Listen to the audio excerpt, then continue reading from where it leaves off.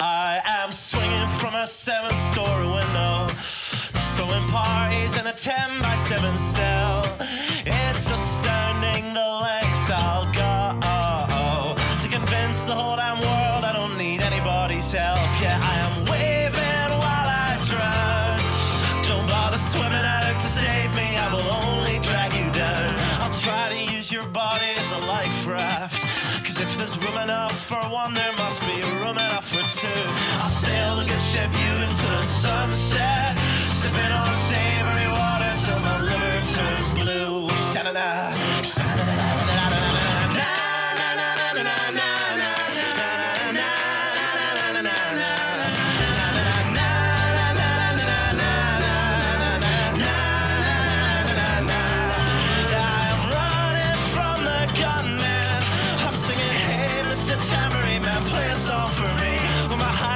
Is broadcast in the evening news. I will be relieved. La, la,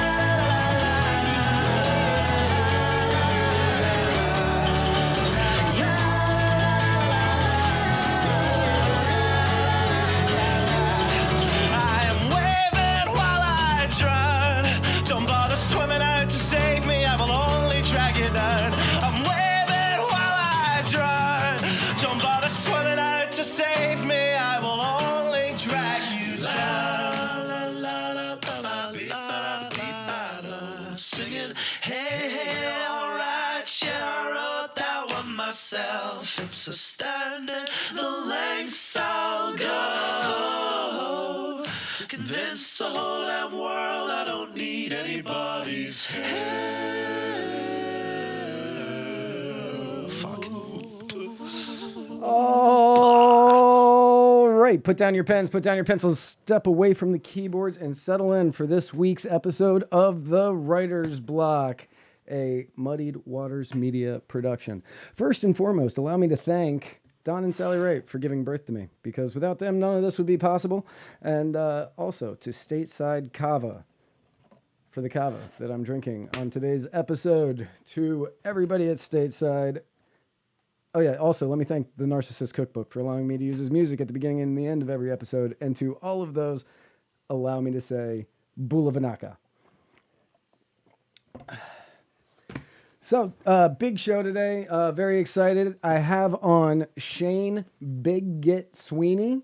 Been looking forward to getting him on for quite some time, mainly because I wanted to have the best beard to ever appear on Muddied Waters Media to come on.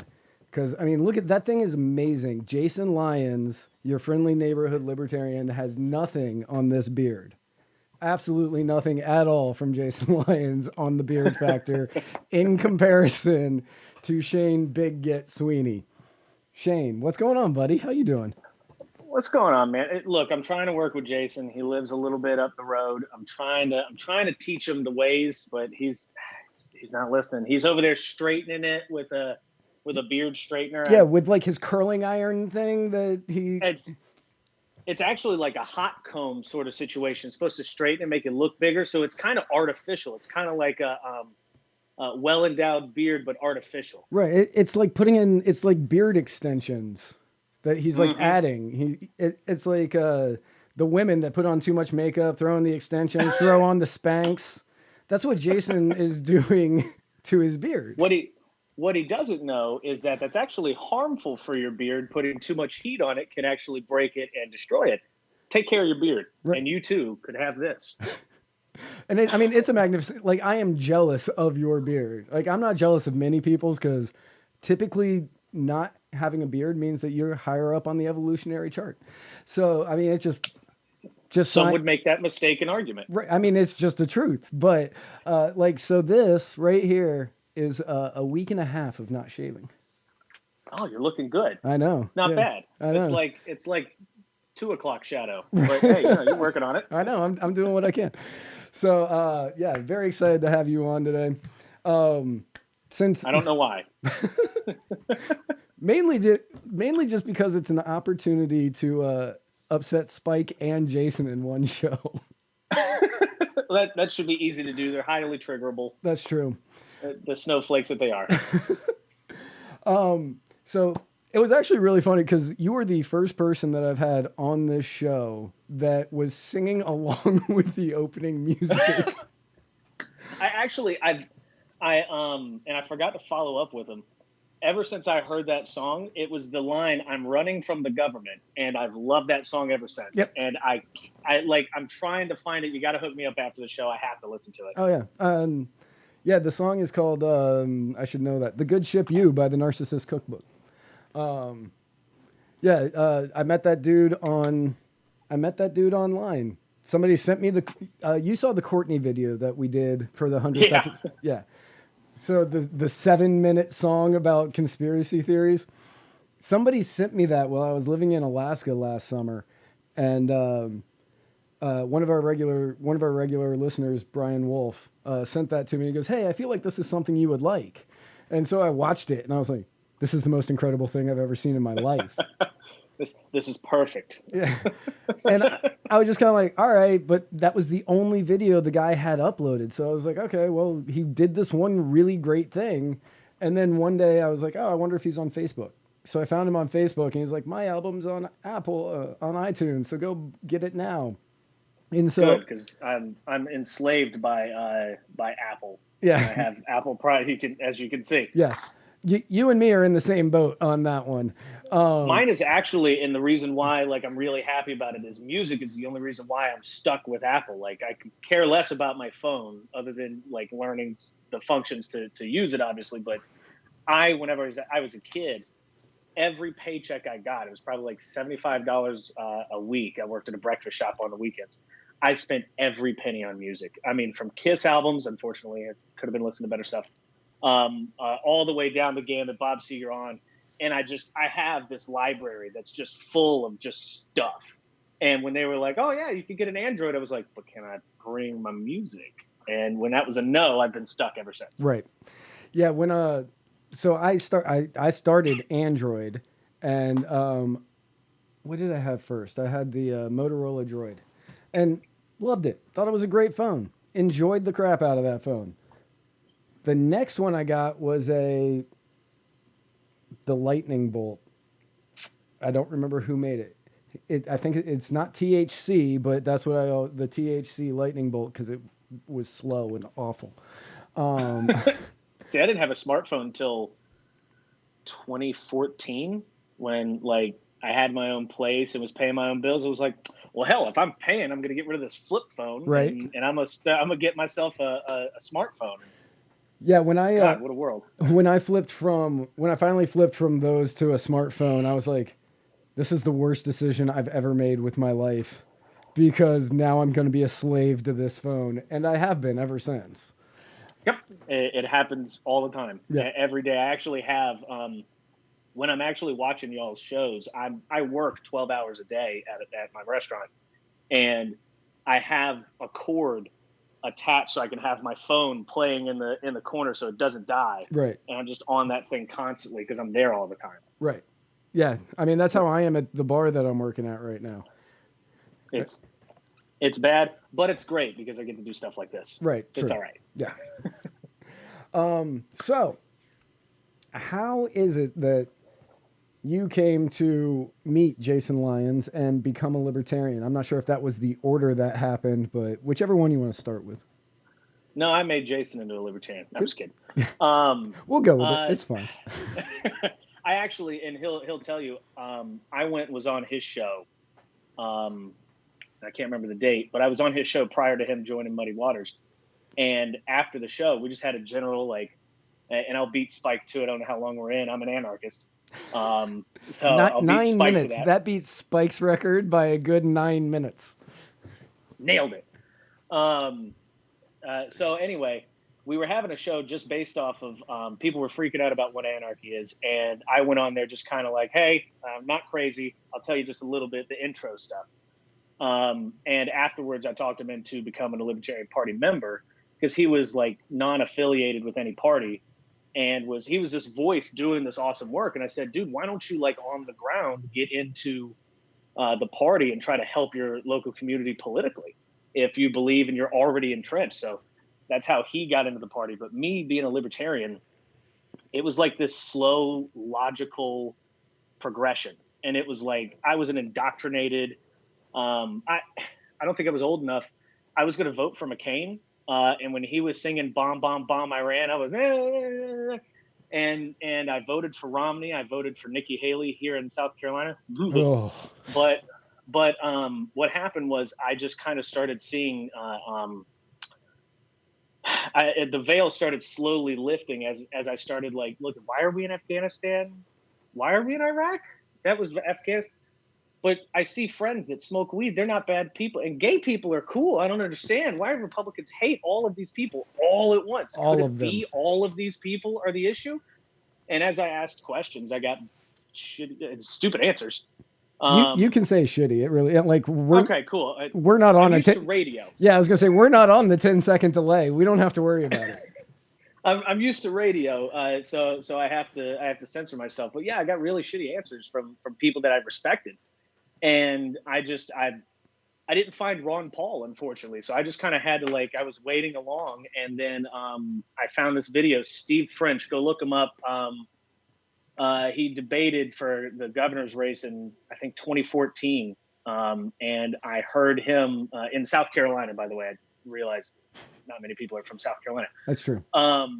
But he started talking about taxation being theft and legalizing cannabis, and I was like, oh my God, where has this guy been? And then from there on, I found Ron Paul, Gary Johnson started out, and it was just, I think 6 months after becoming a member of the Libertarian Party, I was all of a sudden an anarchist and have been ever since. Now, all of a sudden, 2 years ago, I was elected. I don't know why, but I respect it as the second vice chair of the South Carolina State Party. So Okay.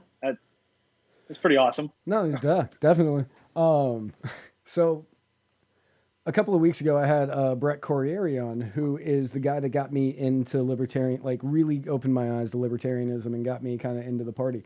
And I was talking to him about it on the show, and he goes, what was that, like 5 years ago? And I said, yeah. And he said, aren't you an anarchist by now?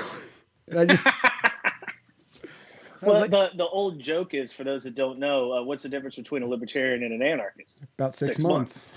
Yeah, and then you go, oh, the government sucks. Yeah. But so I'll flip the table just real quick because I'm interested, because I always ask minarchists this. I know you're a minarchist. What's holding you back? What's the main issue that holds you from becoming an anarchist? That was okay. So that was the same question that Brett asked me, and I said, so I get it. Like everybody in this little area we'd all agree this is how we're going to run it, and there's no overlords that are going to come by and say you can't plant that sign there because it's not 3 feet from the sidewalk, which is an actual law that's here. And I found that out during election season. But I was like, so, we'd all agree on this certain bound of things. My big issue came with if I were, and there's no national currency. We just kind of either we barter or, we use silver or gold or Bitcoin or whatever. If I were to come up there and visit you, if you weren't using silver, whatever currency we were using, like how would there be some sort of national, how would you do national commerce? And Brett said, sounds like a good time for somebody to open an exchange in that area so that way you could do this way. And I just went, oh yeah. Yeah, it's really, honestly, it's the market provides. And when the invisible hand of the market, people hear that and they go, ugh, you just believe in like some God creature that's doing this. It's like, no, it's because when somebody sees a problem, there's somebody out there that will say, wow, I'll just make some money off of this. This would be great. Then you have just a wee bit of a fee on the exchange. And besides, I mean, prior to national currencies, how did people exchange goods? I mean, it's I have something that you want, you have something that I want, let's trade. And if it's, oh, I don't want what you have, it's like, oh, well, everybody takes this thing, which is gold, here.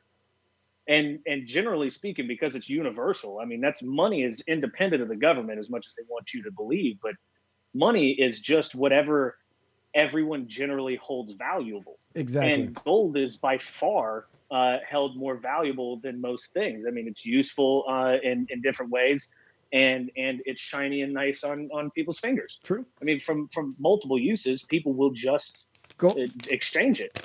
Gold is much more valuable than this piece of paper that's not actually backed by anything. But not since 1973, I believe, 76 maybe. Nixon did it, so I was thinking it was like 1972, 73. Yeah, I think it was. I can't remember which one it was. There was so much happening in the 70s. It's a wild time that I wasn't alive for. Crazy times happening in the 70s that are almost paralleled today. As far as the market provides, I saw the greatest example of that. I think I actually read the article yesterday. Burger King. Have you heard what Burger King is doing in LA? Other than being terrible, no. They are delivering Whoppers to people stuck in traffic if you order. Like, that's awesome. Like somebody on like a motorcycle or a bike or something will ride a Whopper up to your car and give you whatever you ordered. That's simply just, oh my God, the capitalism there is amazing. It's amazing. I love it. I guess they tested it out in Mexico City and they found that it worked really well. And because, Mexico City, that seems like a good place to test out. Well, if you can get a burger across town without the cartel killing you, this has got to work in play. I mean, you're just dealing with the Crips and the Bloods there. I mean, that's much easier than the cartel. Look, there's no Colombian neckties happening. People do get shot, but it's not as crazy. But then you're going to build that wall. It's going to be real hard to get that Whopper across the border. Right. That's how that works.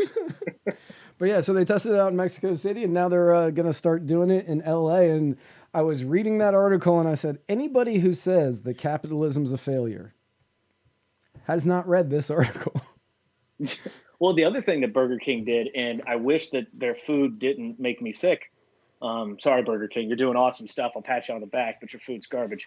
What they were doing is, I think it was on their app, if your GPS locale was inside of a McDonald's within I think it was a certain distance or so, if you ordered Burger King inside of a McDonald's, you go inside and you order Burger King, it was like 99-cent Whopper, or it was like free Whopper. It was something like that. It was like they were giving away food if you clowned on McDonald's. That's and amazing. I don't remember if that was an absolute hoax or if that was for real, but I heard that and I was like, this is amazing. This is exactly what I want the market doing. Just guerrilla marketing warfare. It's awesome. I benefit from this. Yes. We all benefit. And they're still turning a profit. You know that. Somehow. I'm not quite sure how. Because it's not real food. So like the 15 cents they spent on soy and meat flavored product in order to make your Whopper for you. They're still making out like bandits. And then they're clowning McDonald's. It's just, it's so amazing. It's the circle of capitalism, and I love it. It's the capitalist lifestyle is just it's so much more fun than standing in bread lines. I don't like people. I don't want to stand in a line with people and have to have that awkward conversation. No. I hardly talk to people when I'm in a line at Walmart. That's the reason I go through the drive-thru. I want to have my transaction only talking to one person. Maybe I don't even want to talk to them. I don't, but I understand the necessity of me speaking with them. I have to be like, they're going to say, what do you want? Sometimes just as rudely as that sounded. And I'm going to say, I want the double Whopper with cheese. Make it a large with a Coke. There you go. And then they go, that's going to be $8.72. And I go, great. And then they say first or second window. If it's first window, I'm upset because now I have to talk to one more person. There's an extra see, that's person. The problem with social media is we're fine talking so much to all these people online, but the moment people show up, we're like, oh, can I just get a burger?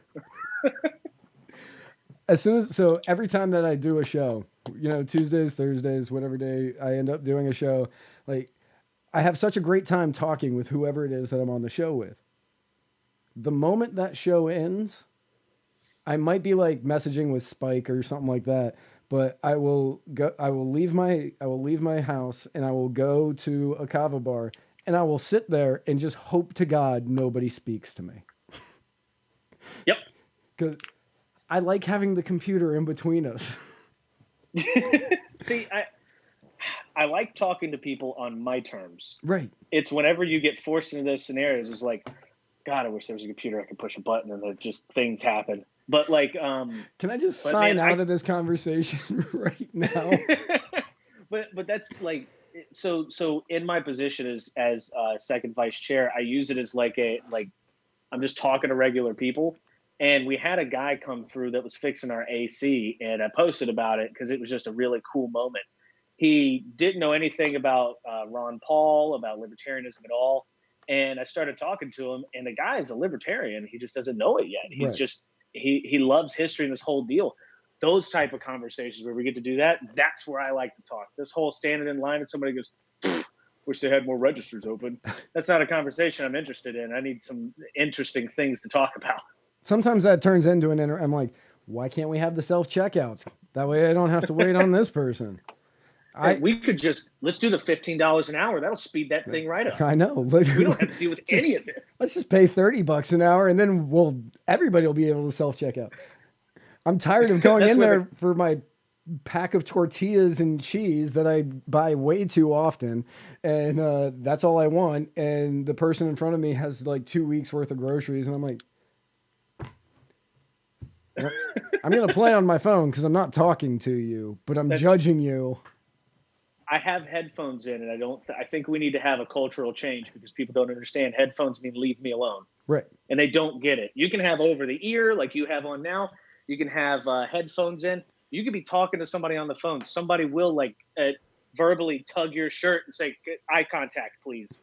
What are we doing? Why? This is assault. Stop.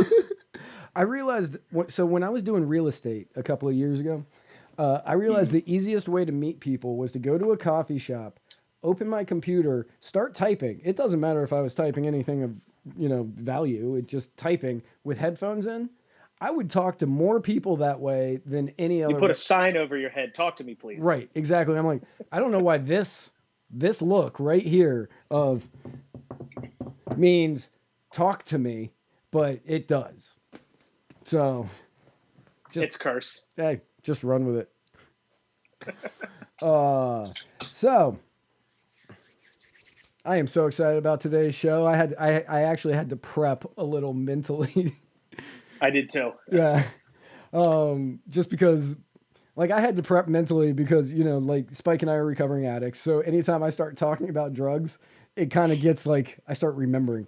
And so today I was like, okay, you're just going to study all of the charts and the facts and the figures, and you're not going to think about how fun they are. And then I was going through, I was like, amount spent annually, 47 billion or more. Well, that seems pointless. And then 2017 drug arrest, 1,632,921. Well, come on. We already have the, then I was like, and then I started thinking about the time I got arrested for possession, which marijuana possessions make up 90.8% of all marijuana arrests. Because that seems worth it.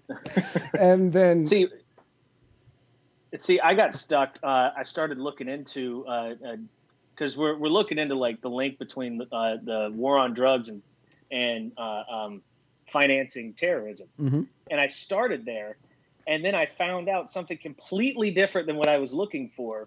Where apparently around March 13th, Donald Trump was considering labeling Mexican drug cartels terrorist organizations. And I go, oh my God, the war on terror is coming to Mexico. Yeah. and LA, where Burger King will be now getting shot by cartels. Right. I did not know that was a thing either until I was researching this stuff, and I was like, what? How did that just go straight by me? I'm all over this stuff. I know. That blew my mind that I missed that. Because I found articles on Reason, I found articles on Fox, I found articles on New York Post, Times, all talking about it. I was like, how did this get past me? And most libertarians, I listen at anybody that knows me personally, I show them the list of podcasts. Y'all are one of maybe, I'll give a real conservative number, 10 to 15 podcasts that I listen to, some of them with multiple shows like y'all's. and I have so many that I listen to them all on double speed so that I can like bang through them all. And from Tom Woods to y'all to Ron Paul to Launchpad Media, who I'm helping write for, and not a one of them caught that. And I was like, how did Ron Paul miss this? I must have zoned out or something. Yeah. There's no way I missed that. That was my exact thought, because I'm either reading like The Hill or Reason, or not Rare anymore, obviously, but Drudge Report, or whatever people are posting on my Facebook feed, Twitter. Like, I'm constantly reading the news just so I have stuff to talk about. And I read that today, and I was like, oh, when did that? March of this year. I was like, man, I thought that was a news story, and it's not. I mean, it's a scary thing, because the way that they look at terrorist organizations is, if you look at the Patriot Act and the NDAA, whenever they look at a suspect for a terrorist organization, they don't just look at that guy. They look at anybody connected, and then anybody else connected, and then anybody else connected. So now you've taken it from some rando ISIS sympathizer on Twitter to now anybody that deals drugs that is linked to a Mexican cartel in some way. If the drugs somehow came through Mexico in any way, shape, or form, right, anyone after that point is now a suspected terrorist. If this comes out, you are now a part of a technical terrorist network. So that means like everybody's local dealer who's just a guy in an apartment, and you come up, knock, here you go, thanks, deuces. That dude's a terrorist now. He's now Al Qaeda, essentially. Right. Like, how in the world? It's bizarre. Yeah. So I wrote a paper on this in college. I was talking about how to end terrorism, and I said the easiest way to end terrorism is to legalize drugs, which this is the same class that I wrote a paper on how if we got rid of childhood obesity, it would wreck the American economy. You're not wrong. I'm not. I said, I figured out all of the money. I figured it all out, and I wrote it. And the teacher, when I gave her the paper, she read it and she said, you made me feel really dirty because I started to agree with you. I love how it's dirty to find out, oh God, this is awful. Yeah, let's not get rid of fat children, because that will end up wrecking our economy. We need jobs. Bring in the diabetes. Right. Like, I took it all the way from from the time they were like 5 until they were adults, and it's like, if you're not fat when you're a kid, you have less chance of heart disease. You have less chance of diabetes. You have less chance of, and so the entire medical establishment is just screwed. And then you look at ending the war on drugs and all that. I mean, and war on terrorism with Afghanistan and the poppy fields. Pharmaceuticals is done. Right. Done. Because that's where they're getting at, I presume, because there's obviously no paper trail that the average person can find. Right. But somehow Afghanistan went from, and I can't remember the exact numbers, it was a small percentage of opium production to now they are the number one in the world. And I can't remember the percentage that they produce. So according to the UNODC's World Drug Report of 2007, the potential value of Afghanistan's 2006 opium harvest accruing to farmers, laboratory owners, and Afghan traffickers reached about $3.1 billion. $3.1 billion. In the same report, the UNODC reported that the international drug trade is a $400 billion business worldwide, and that 43 of the foreign terror organizations, the DEA reports, 60% of them are linked to drug trafficking. Yeah. Well, and here's the thing, though. The way that they're linked, and I looked in a little deeper around was it 2006, 2009? I can't remember exactly when this lady, and can't remember her name either, she was looking at that link. And it's not as large a percentage as is advertised by the DEA, because obviously as government organizations go, they want to have a job. Right. And everybody's heard, and libertarians have heard, how the FBI sets up terrorists. Like, what they find is an unhinged person who goes, well, maybe Al Qaeda's got a point there. And then they have somebody meet him and radicalize him and then go, here's a bunch of weapons, let's go blow something up. And then they enable it, and then they catch him right before he does it. That's them thwarting it. And it was actually the guy wouldn't have done anything had y'all not shown up. They found that the DEA was doing this stuff with drugs and terrorism. The one that I remember was from 2009. These in Ghana. Ghana is friendly with Americans and has an extradition treaty. I believe they at least will, for money, just ship them over whenever you want. So they lured a guy out of Mali who's connected with, I think it was Al Qaeda. I can't remember exactly. But anyway, they lure him out into Ghana to have a meeting. And the informant says, hey, or just a regular drug dealer goes, hey, can you find anybody that's linked with this terrorist organization? The guy goes, sure, I'll find somebody. And actually what he did was he actually snagged a buddy of his that needed money who would pretend to be from Al Qaeda. And they all got wrapped up in this, and they all got sent to prison for an amount of time. But because it was like they got shipped out to America and was tried this whole deal, and this guy, the judge was like, look, it's not as big. It's drugs, but it's nowhere near like Al Qaeda people doing all of this stuff. It's all staged stuff from the DEA. So like ISIS and Al Qaeda, most of ISIS's money was coming from extortion and oil that they were seizing in lands that they grabbed along the way. But so their link to the drug war is they're smugglers, and apparently their main recruiting tool isn't Islam. It's criminals, people that are addicted to drugs and have already been to jail multiple times. They bring them in, then they radicalize them that way.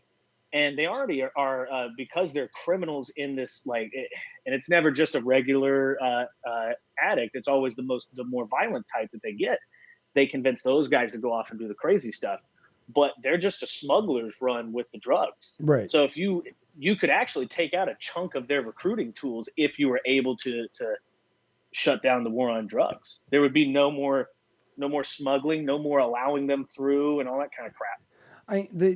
I mean, obviously, the drug war has failed. Drugs won. Drugs won. Let's just call it. Yeah, drugs definitely won. Like, you can call it you can now change it if you want to, because America hates to lose wars. You can just call it like the drug conflict, like you did with Vietnam. But sure, okay, drugs won. No matter what you say, drugs have not stopped entering the country. You've got 33 states that have medical marijuana, plus the District of Columbia. You've got, oh God, I can't remember, 9 states? Is it 9 states that have legalized marijuana, plus a district? I think recreational. Yeah. Recreational. You've got 9 states. You've got Denver that just decriminalized mushrooms. Psilocybin. Here in Florida, you can now get medical ketamine. You can lots of places are starting to do medical MDMA, which, if for anybody watching / listening, if you've never tried MDMA, I highly recommend it. I mean, I highly recommend it. The first time I ever did it, that really changed the entire course of the rest of my life. Because, yeah, smoking pot was fun, but then I did MDMA. And, what other great things are out there? Not that I recommend you do that. But if you haven't tried it, I would be hard if somebody said, hey, here's some medical MDMA prescribed to you. I'd be hard pressed not to take it. Because, I will throw on some old house music and listen to like Bad Boy Bill or DJ Keoki or something. And I knew a guy in college that he was the dubstep dude. He knew every genre. He knew everything, all the way down to house music. He sat there one time and told me an hour-long, like, dissertation of the different types, and was like, it's just garbage and toilet noises Yep. in a blender. Yes, it is. And then you're just doing all this to it. And the worst part was, I love him to death. Troy, I love you, dude. But he would listen to it to do anything. When he was studying, when he was driving, when he was working, when he was working out, when he was walking down the street. I assume while doing drugs. I don't know if he did any, but it would make more sense that you were doing drugs and liking toilet noises. Yes. But I hung out one time at his house, and he came out and he was studying, and he was here, blah, blah, blah. I was like, how are you studying with all of that? That is, that's awful. Boots and cats the whole time. Yeah.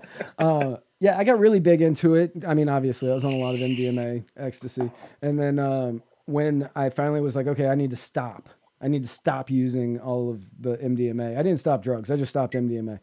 And I stopped doing that, and I was listening to it in my free time, which, if you're not on MDMA, I'm like, well, why would you want to ever listen? This is weird.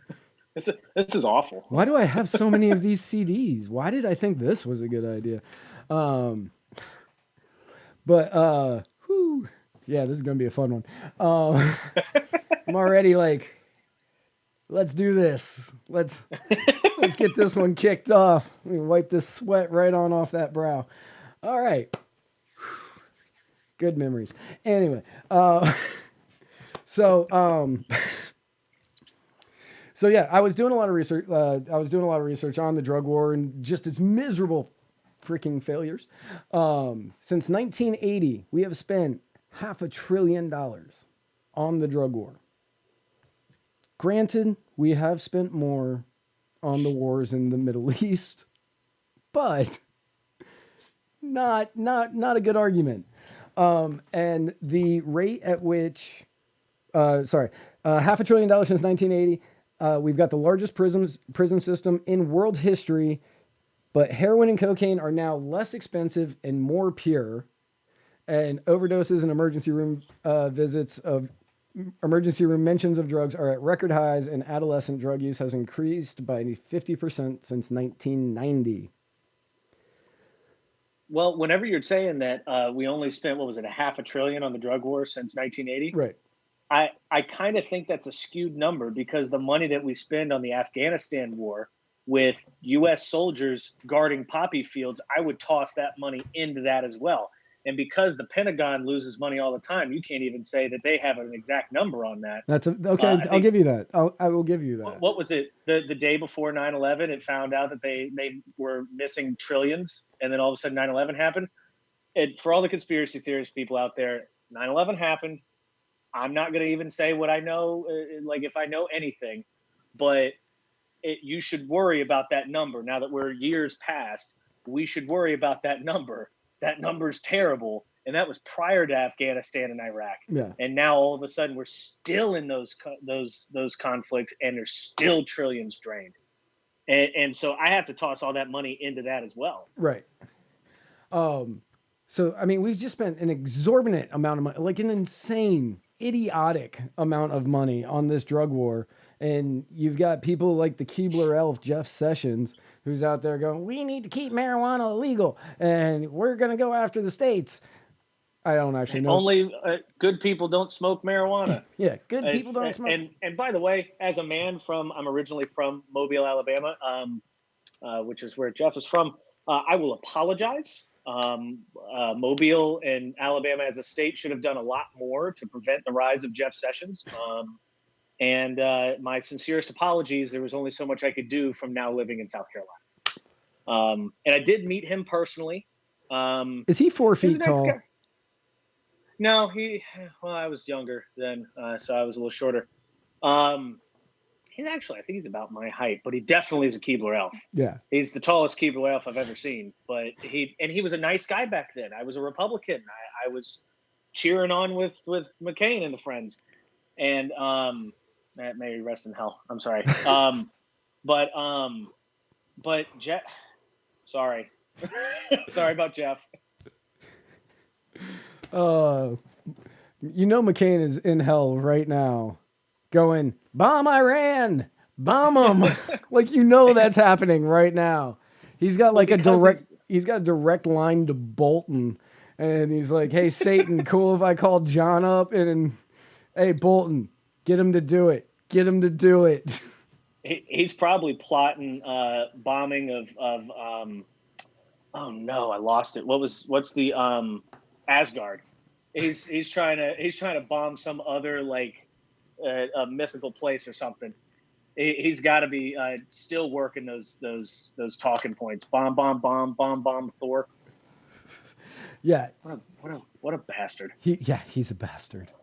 I will say though, when he died, I don't celebrate death. No. I find all lives are valuable. Yes, even Hitler's. It's unfortunately what he did with his life. Life is valuable. I hate that people choose to take their lives and ruin others with it. The only thing I'll celebrate is that he can't hurt people anymore. And so thank God for that. Exactly. Yeah, I 100% agree. I 100% agree on that. Like even when we killed Osama, like when we went in and Obama ordered the hit, which apparently made Obama a hero, even though I'm pretty certain anybody would have made that call. Yeah. I'm a libertarian who doesn't believe in the death penalty, and I'm pretty certain if they're like, we've got Osama locked down, I would have been like, all right, do it. Like, yeah, it's in those situations, I don't pass judgment in those moments, but I mourn the loss of a life that should have done good with that chance at life. Like that's, and I have to clarify because people hear the statements and go, "Oh my God, he likes Hitler." No, I don't, obviously, but I mourn the loss of potential in those lives because they could have done so many cool things, so many awesome things, but then they just chose to use that chance they have at life for just total barbaric evil. And I'm glad that the barbaric evil can never be brought on by them, but mourn the fact that their life was wasted on bullshit. So Nixon was the one who kind of got the drug war kicked off. Yeah, because as we all know, the great Republican president Richard Nixon, who expanded government like. On scale, on par, well, not on par with FDR, but, you know, you're a conservative, man. But you expanded that government like you were a liberal. Well, there's not been a Republican president that shrank government. No. I mean, you can go back as much as... I've always found the paradox of the Southern Republican really fun. They, and not all of them, obviously, but there's a good handful. They love the Confederacy and then brag about Lincoln. And I go... I don't really understand how you're doing all this, but I think it's important when you're talking about the drug war. You have to rewind back to the 30s with Henry Anslinger and reefer madness later on, and all this crazy nonsense. People don't know Henry Anslinger was actually, I believe he was the head of the what would then morph kind of into was the groundwork for the DEA. Right. He was the head of the Treasury Department, which is crazy when you think about that, but it's because it's tax evasion in this aspect. I think it was cocaine and heroin was the department. He was the head of the cocaine and heroin department task force or whatever the hell they wanted to call it. And well, as most people know, there's not a ton of heroin and cocaine addicts running around doing a bunch of stuff, and generally you don't know when there are. So his job was in jeopardy, and apparently he was finding a reason to have a job. So he and a few others started making this propaganda campaign against cannabis, and they started making sure they called it marijuana, because marijuana is, from what I understand, is the Spanish term or the Mexican term for cannabis. Right. And so their link was racially motivated. What they said was that black people, and of course they didn't say black, they said a bunch of awful stuff. When black folks would smoke marijuana, they would get into a fit of rage, and they would thirst for white blood and rape white women. And they were trying to scare all these people. And then they made sure that you knew the xenophobic part of this is they would say marijuana over and over and over and over again, because they wanted you to get the link from Mexicans coming through to America and bring in this evil devil's lettuce that had been here all along and had been used in medications and all these other things forever. They made sure that the correlation was made between Mexicans and cannabis because, and the funniest thing in the world is this is the biggest contradiction I've seen since the Starburst commercial, the Scotch Korean.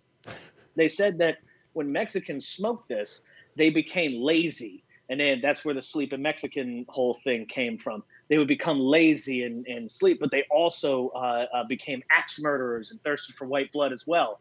So anybody that smoked cannabis was a murderous, rapist, lazy person. Somehow being lazy and all of those things. Somehow the dichotomy of these two things were supposed to match up, but nobody's a lazy, like you can't be a lazy axe murderer.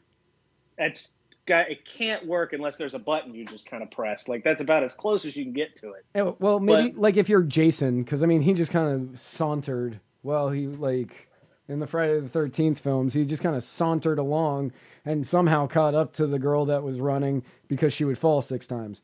And he's like, I thought you were talking about Jason Lyon. I was like, well, his back's broken. There's no way he's going to be an axe murderer. That's true. He definitely won't be an axe murderer. But with the drug war, they started all of these. The reason why, and a lot of people, they don't understand why is it so entrenched that weed is so bad for you. It's because there were several studies that the government was trying to pay for to get it like, come on, like let's see results. But whenever you want a certain result, you will skew any evidence you have towards your preferred finding. And there's one study, and I wish I remembered it. I'll try and find it and send it to you, and I'll try and post it as well. But there was a study where they took a bunch of monkeys and they put essentially a gas mask on their face. And then they had cannabis smoke pumped through the mask. Well, it's covering their nose and mouth. And all they're getting is smoke. And they would pump it in. I think it was 15 minutes straight. And there's not a lot of oxygen when that happens. And this is all rough remembering. But what happened was, go figure, when you don't get a lot of oxygen to your brain cells start to die. Some of the monkeys died. Others were retarded. And sorry, the political correctness, but they were mentally retarded because of the dead brain cells coming from lack of oxygen. So they basically asphyxiated all of these monkeys and said, cannabis did it. It was weed. You're going to die. But it was the only time they were ever able to create that level of a disaster related to cannabis. They had numerous other ones in the 30s and beyond that did multiple studies, and they were like, yeah, we just kind of calmed down, chilled out, and really just kind of sat there. And it's not much. And no, they were fine. About 3 hours later, they were totally cool. But yeah, no, I don't know what happened with those monkeys. But they said, oh, this study here shows that these monkeys died. And they said, we fed them all this weed, but they leave out the crucial part of, they suffocated these monkeys until they all died or became retarded because of the lack of oxygen.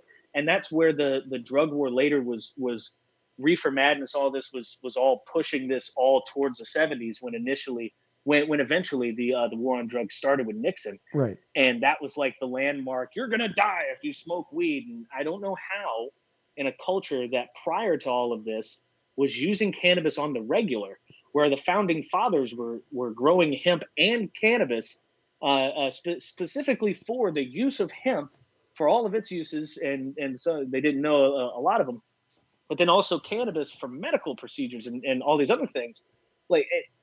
How do you go from this is a useful thing to all of a sudden this is the biggest evil the world has ever seen? Right. And it's bizarre. Yeah. And it's the hypocrisy that I see from many of the boomers that are out there. They talk about how bad marijuana is. They're like, marijuana is terrible. And I'll be like, yeah, did you smoke it? Yeah, I smoked it. Yeah, I smoked it.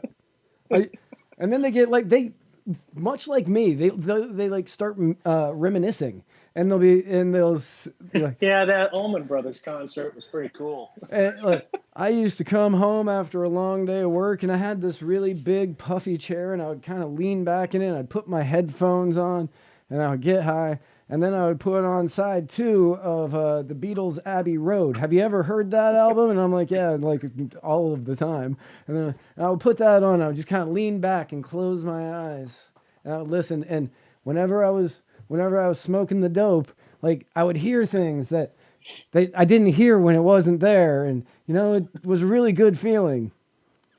You've heard Pink Floyd before, but you haven't heard Pink Floyd before. But don't do it. It's terrible for you. Right, it's really bad for you. It's awful, and anybody that does it deserves to be in jail. Because good people don't smoke weed. Also, Jeff Sessions, just take a Tylenol. I told my mother about that one time, and she did not believe me that happened. And I sent her the link, and she goes, "Oh, Jeff," because she likes Jeff Sessions and all that stuff, and I love my mom, but Jeff's a jerk. Yeah. Again, I apologize for Jeff. Nothing I could do. Yeah, at this point, there's nothing anybody can do. Jeff Sessions is Jeff Sessions. Thank God he's not in office anymore. Right. I was reading, so like 1970s, so the 1930s was actually when it kind of got started, when everything first started kicking off.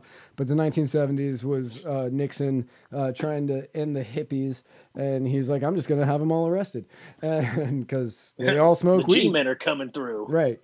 So since Nixon and the war on drugs got started, and Nancy Reagan came out and she said, all you have to do is just say no, because that works. It does. Like, if you say no, nobody's going to bother you. Also, real quick, I know everybody's seen this meme. I am really disappointed by the lack of free drugs I have been offered as an adult that I was told as a child was going to happen. And where's all of this Halloween candy I keep hearing about? I couldn't tell you how many times I was having a boring ass Halloween, and not one time as a kid, while I was dressed up as a ninja or a Dracula or any of these others, was I ever offered unwrapped weed candies. No. And God bless the people that send that out there, because man, that's expensive. Right. That is an expensive trick to play on people. Yeah, like, I don't think the people that send that out understand how much drugs actually cost.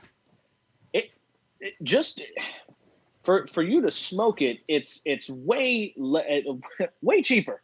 That's why most people smoke it. Yes. But for an edible and all this other stuff, my God, that is like, you could blow a paycheck on making a decent batch of stuff.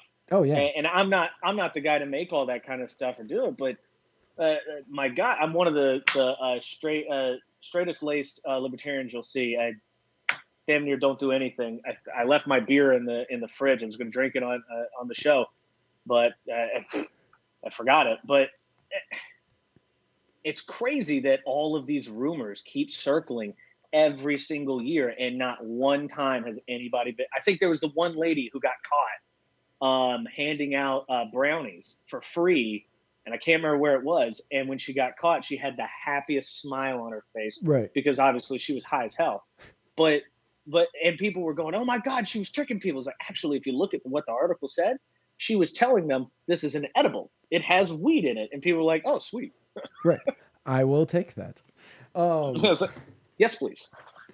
But yeah, so 2017, if you had to take a guess, we're going to say that's 50 years-ish after the drug war started, officially got kicked off.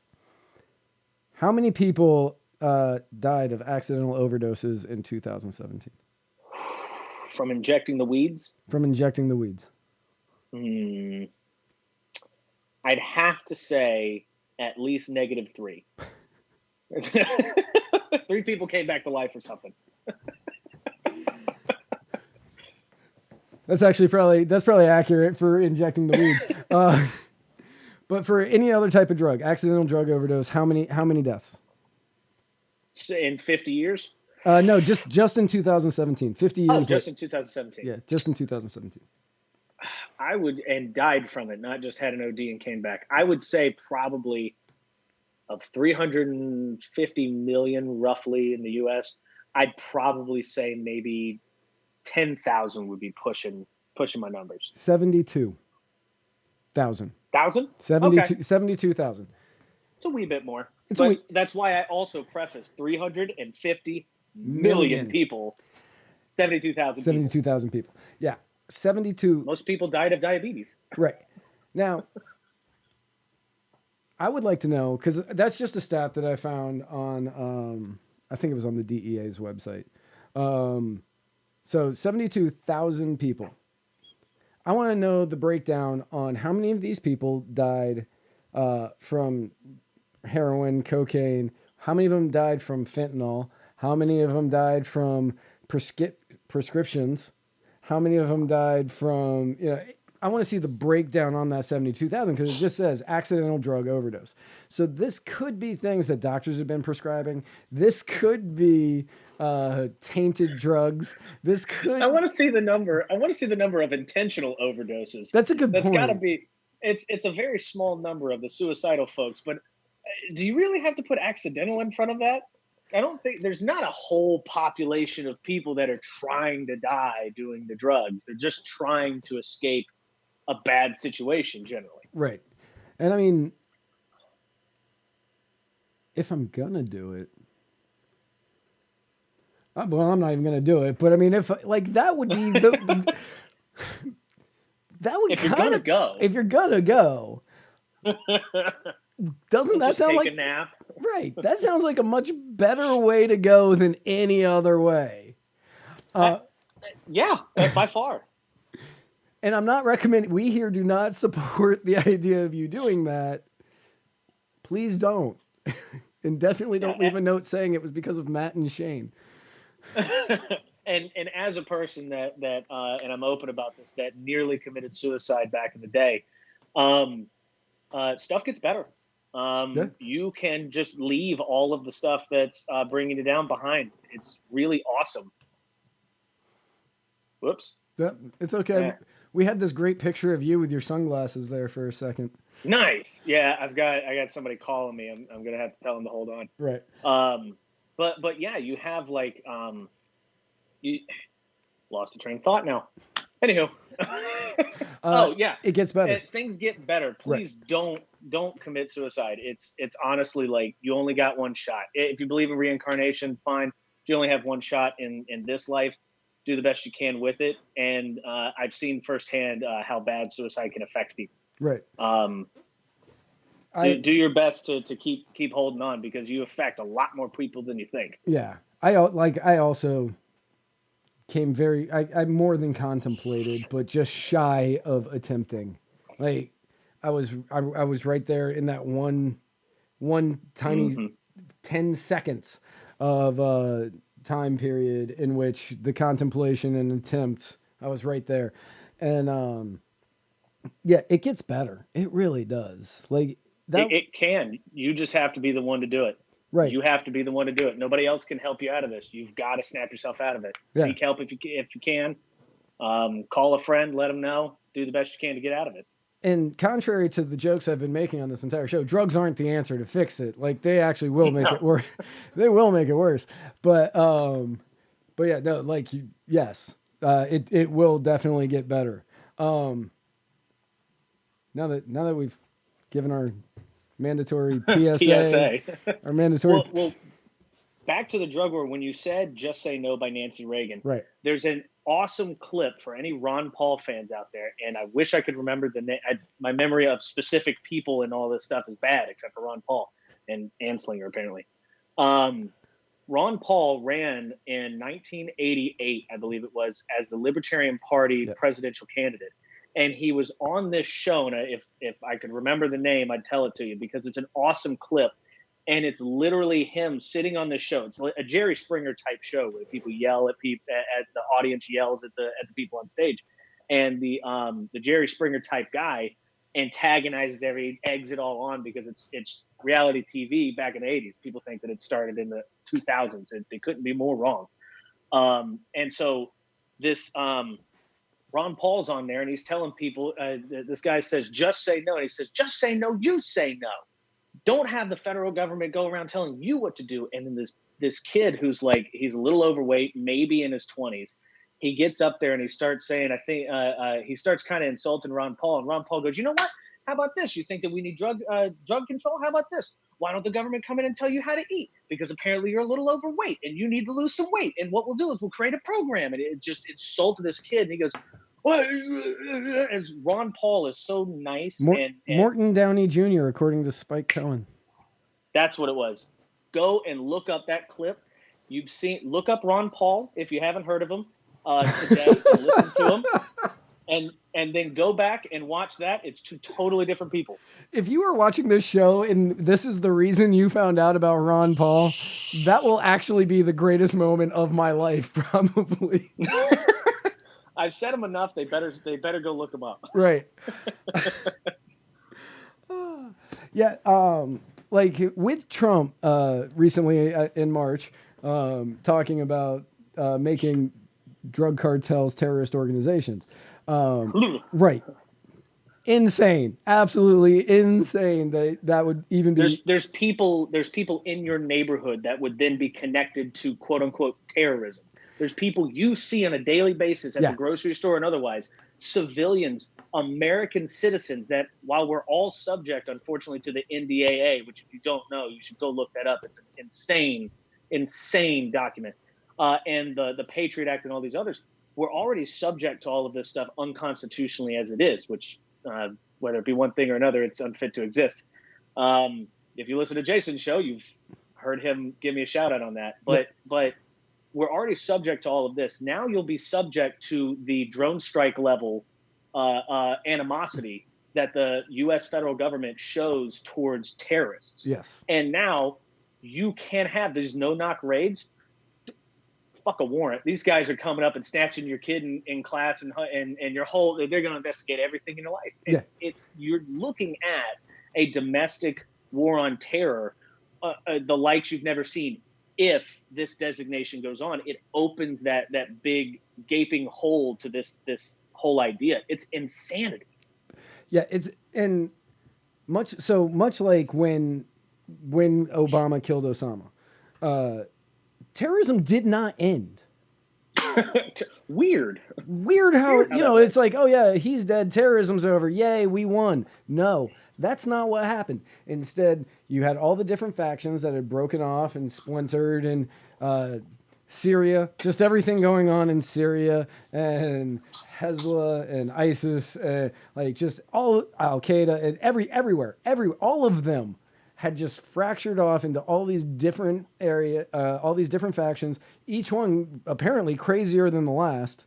And it's just like, apparently Osama was one that was like, hey guys, let's calm this down. You shut the hell up. You shut the hell up. We've got a thing we got to do. And then they get rid of him, and all of a sudden it splinters. Right. And with that, what people don't understand, and I say this for the conservative people that might be listening, the U.S. created Osama bin Laden. Yeah. The U.S. They didn't birth him or anything. The U.S. created Al Qaeda as we know it today. The U.S. created ISIS as we know today. What they did was, when the Soviets were attacking Afghanistan, they armed the Mujahideen, which was the rebel group in Afghanistan fighting against the Soviet invasion, because the Soviets were known to just invade anybody they wanted the territory of. And that's weird. That sounds like some other country I know of. That's weird. It's like we lured them into their own Vietnam, which is exactly what they said they wanted to do to the Soviets. Right.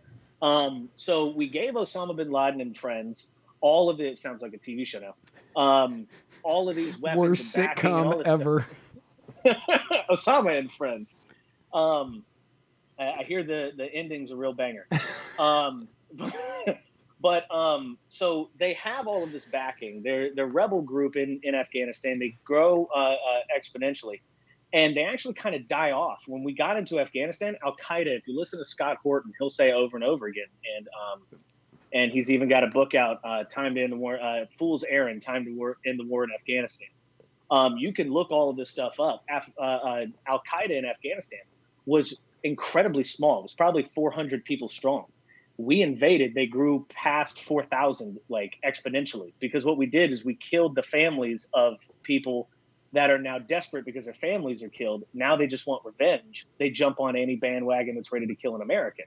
And we created all of this. Then we topple Iraq's government, as bad as Saddam Hussein was, much like Osama bin Laden in that moment. He was holding some stuff together, as terrible as he is. And so then the Ba'athist Party military guys that now don't have a job, they hook up with the now ex-Al-Qaeda folks and create ISIS. That's how ISIS was so organized. Is they had ISIS fighters that were like, "Ah, we're crazy as shit," and the Ba'athist guys were like, "Ah, we know how to do crazy shit. Let's do this." And then you had this whole reign of terror. And the U.S., if you go and you look at Syria, when I was on the radio last year or so, every chance I got, I tried to tell over and over again in conservative ass South Carolina, in Syria, we are bombing areas that help ISIS and all these moderate rebels. We've been helping these terrorists, Yep. whether directly or indirectly. We've been helping them.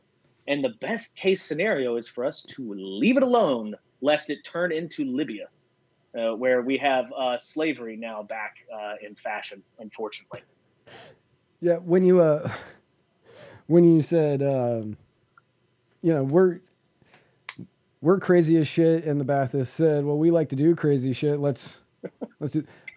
Immediately, I was like, man, that's like my last 3 relationships. See, it's natural. Yeah, I mean, you got to find that right kind of crazy for you. You might be a terrorist. Yeah, I'm pretty certain that I'm going to walk through TSA pretty much every time.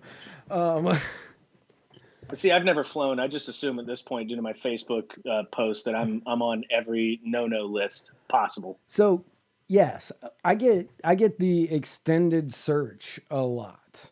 Like they go through my bag every time. It doesn't help that I'll wear like a taxation is theft hat or shirt or something, or enemy of the state. Right. That'll definitely go well. Or socialism sucks or something, something along those lines. Something that really let them know. One day I was in there, socialism sucks with an NRA hat on. I don't even like the NRA. I was just wearing it to piss them off. And yeah, I was there for a while. I almost missed that flight. And I was getting some dirty looks from some people around me while I was sitting there, like just taking pictures and documenting this. Like, isn't it crazy that now, like, saying socialism sucks is controversial? I know, it's so weird. Like, how's it? See, what I want is I've never been on a flight, but I'm gearing up for the eventuality of that, and I'm ordering soon the "It's not gay if it's TSA" shirt, so that I can opt out and make them waste their time. I'll get there 3 hours ahead of time, so this dude has to fill me up to get me onto the plane. I'll get a little something out of it. He gets to waste his time. It'll be great. It'll be awesome. Right. My buddy Nick Tumbelides from U.S. Term Limits.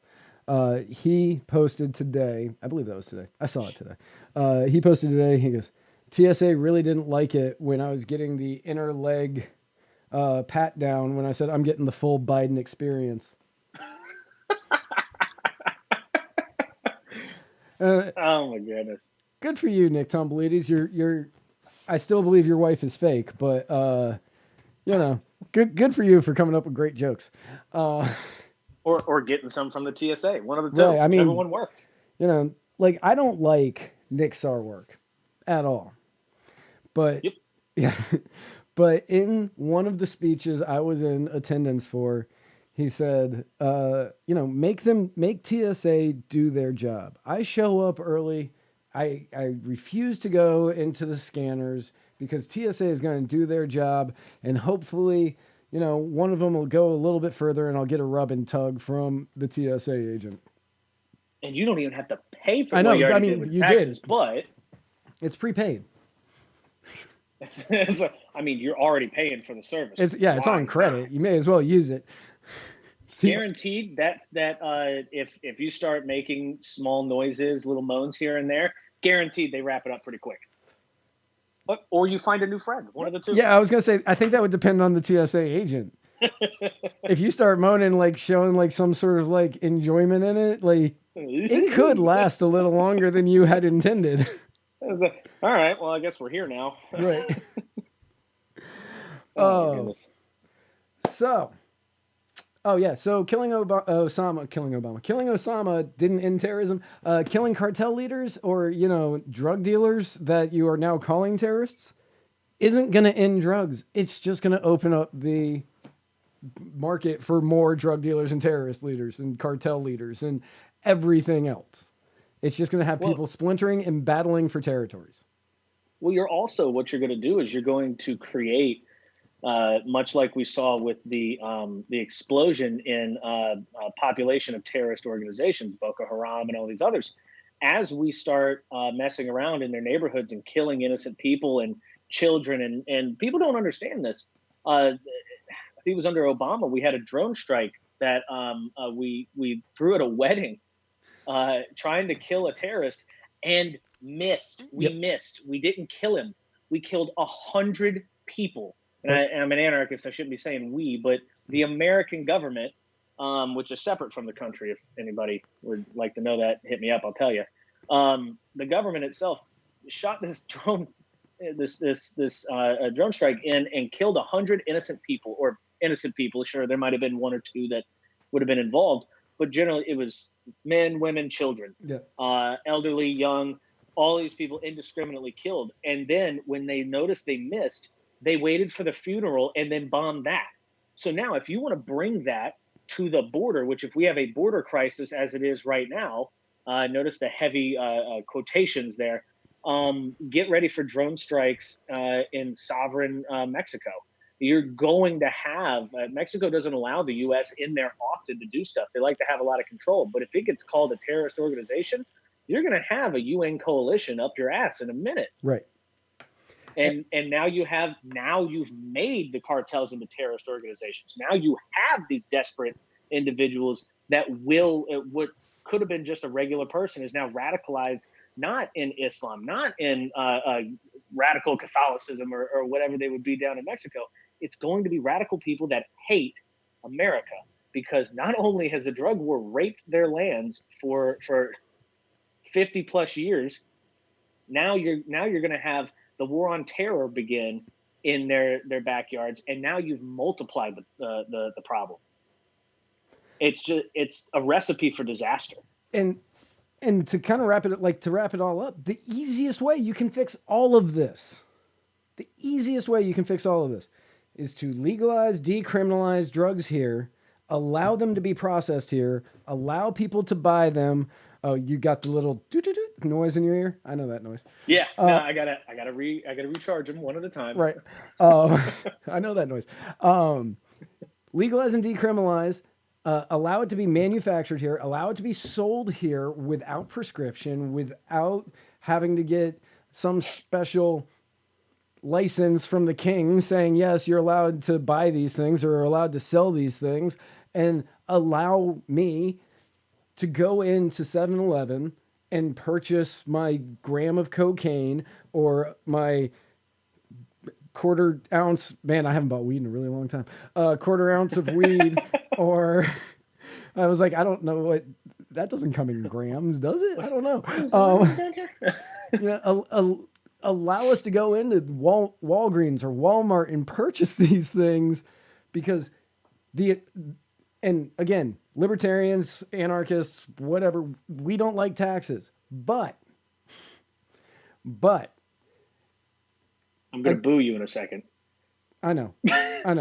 Just amount spent annually on the drug war, 47 billion plus.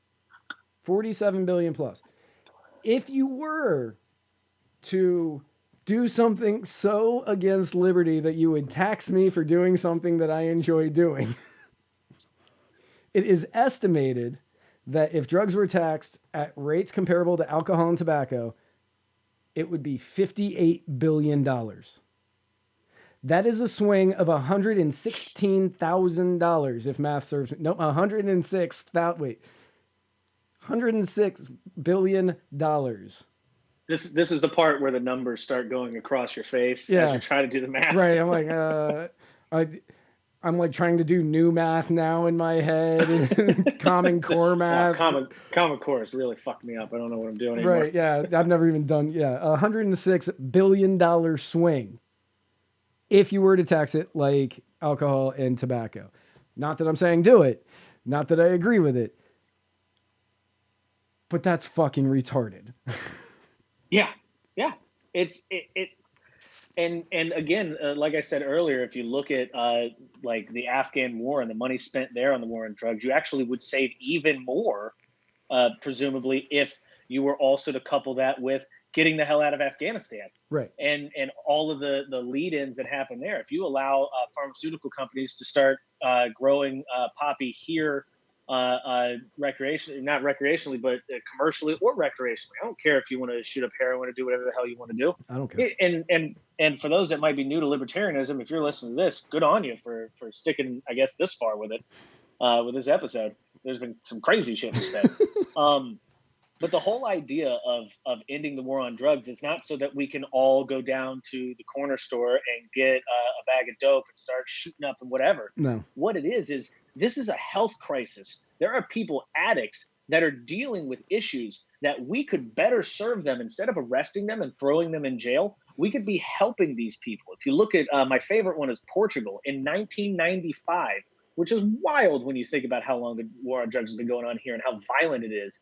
They had, and I believe it's been a while since I've cited this, but 1% of Portugal's population was addicted to heroin. Yep. And again, I might be skewing these numbers, but they're big numbers. Don't even it's tremendous numbers. They're huge. The huge best numbers. The best numbers out of Portugal. Portugal had huge heroin addicts. Huge addiction. Huge addiction problems. Tremendous. And we fixed it. And so what they did was they decriminalized, or they legalized the usage of and carrying in quantities to a quantity limit of all drugs, all illicit drugs. And what they did is, and I'm not suggesting that we go along with their full model, but the idea remains the same. They used a socialist model they looked at it at a health crisis level, and they said, these people are running away from problems in their life. They're unhappy. Why do people use drugs? Let's find that out. Why do they use drugs? Oh, well, they want to kill people. Well, that's not it. That's obviously not it. Otherwise, they would have been injecting other people with drugs to kill them, not themselves. So what they found was people were unhappy in their life. They didn't have a good job. They weren't educated. They didn't have anywhere to live. There all of these factors. So they created government programs to help subsidize those type of ideas. And they got the vast majority of addicts to drop the habit, clean up, and be better, because not only did it take away the coolness factor of doing drugs in all of the young ones that were like, oh, can't do a drug, and I'm cool kid, I do it anyway. Right. They took away that whole veil. They took away the criminality of it. So whenever somebody used, they didn't put them in jail and ruin their entire life with a felony and you can't get a job now, which is what we're doing in America.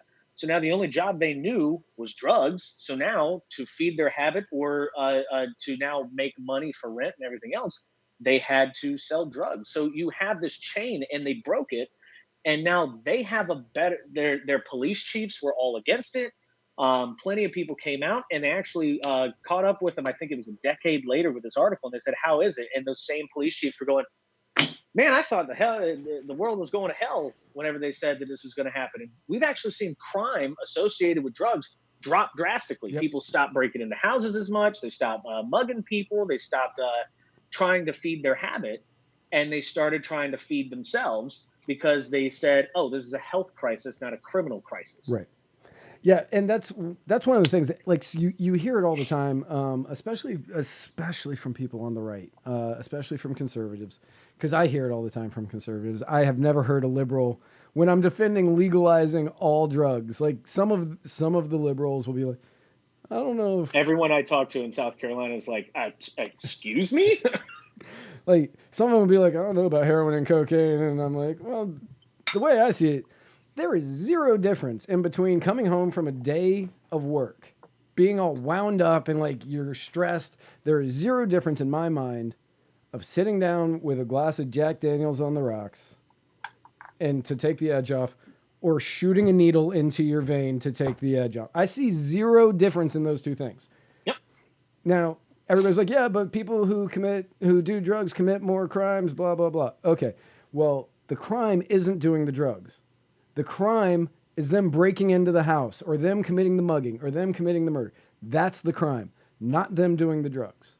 If they are addicts, if they're using, have not committed a crime, they are not criminals in my mind.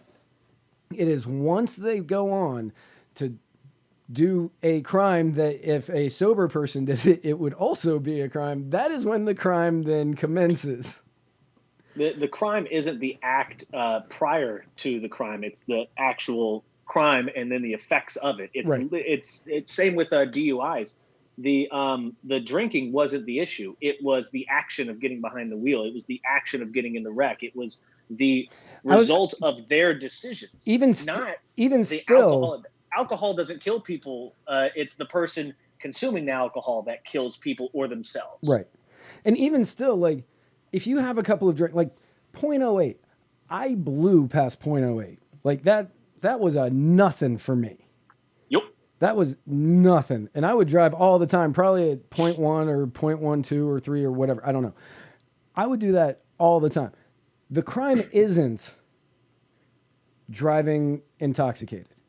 The crime is committed when you actually break the law, get into the accident, speed, like whatever the crime is that you are committing, even though I don't think speed limits should be a thing. But like whatever the crime is that, like, if you jump a curb and you wreck somebody's property, if you hit somebody and it kills them, if you get into a car accident, yes, in that case, yes, you have now committed a crime.